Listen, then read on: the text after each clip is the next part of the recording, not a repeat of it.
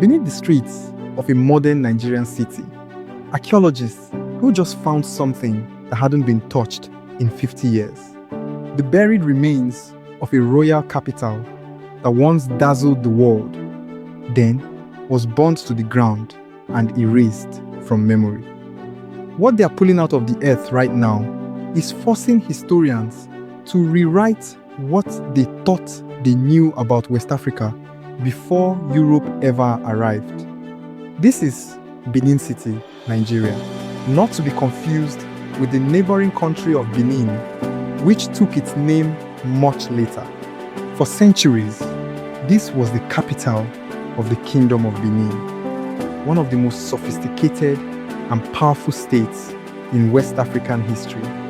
And right now is the site of the largest archaeological excavation ever carried out in this part of the continent. The story begins around the 11th century, when the Edo people built a kingdom that would grow into an empire governed by a line of rulers known as the Oba, with a sophisticated political structure, a vast trading network, and one of the most advanced artistic traditions in the ancient world. Its capital, then called Edo, became famous across continents for its craftsmanship, intricate bronze and brass sculptures depicting kings, warriors, and court life, cast using techniques so refined that European visitors, centuries later, still marveled at them at its height in the 15th and 16th centuries.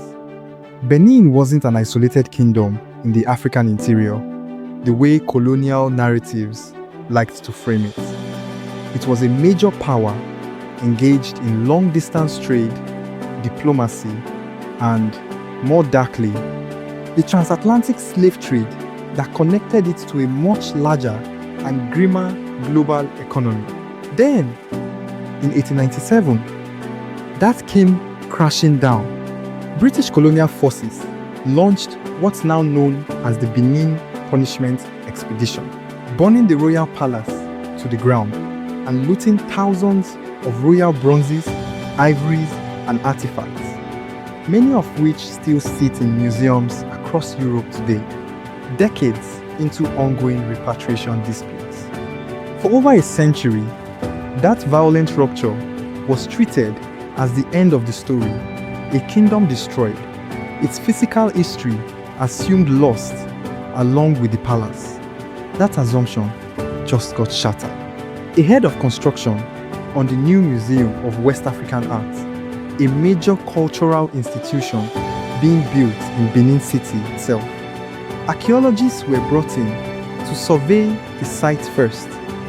What followed became the largest urban excavation ever attempted in West Africa, and the first serious dig in Benin City in half a century. Working across a multi-year project involving Nigerian and British researchers, including Nigeria's National Commission for Museums and Monuments and the British Museum, the team uncovered stratified layers of settlement dating back at least 600 years. Buried beneath modern streets, they found the remains of pre-colonial buildings, ancient wells, cisterns, and perhaps most telling metallurgical workshops, physical proof of the bronze casting tradition that made this kingdom famous. They used ground-penetrating radar and careful layer-by-layer excavation to trace the palace complex's footprint through time, including sections identified from 19th century maps as the historic wives' quarters, parts of the royal compound that had never been formally excavated before. Here's why this matters beyond the artifacts themselves. For most of the 20th century, African history, especially pre-colonial African history, was treated by Western academia as something oral, undocumented, and therefore unreliable, or worse, as if it barely existed before European contact. That framing wasn't accidental. It served the same colonial narrative that justified the looting in the first place.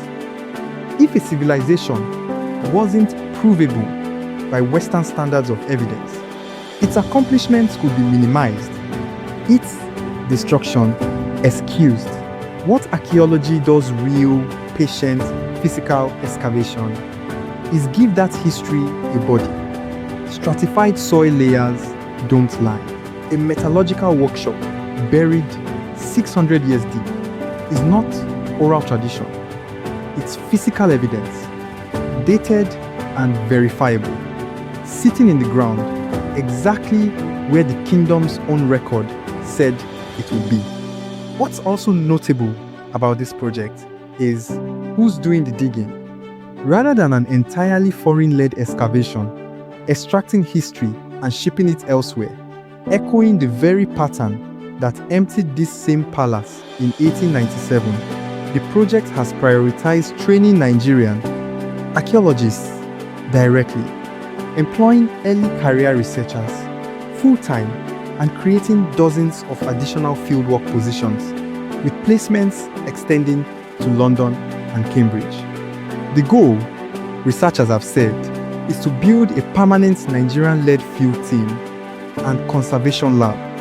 So, this doesn't remain a one-time deal led by outsiders, but the start of sustained Nigerian-driven archaeological research into their own capital's past. Benin City proves something. The colonial narrative spent a century denying that rapid modern construction and the erasure of the past aren't inevitable partners.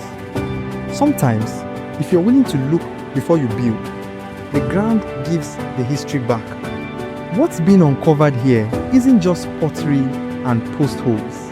It's the physical rebuttal to over 100 years of a story that said this kingdom's evidence was gone for good. It wasn't gone, it was just waiting to be dug up.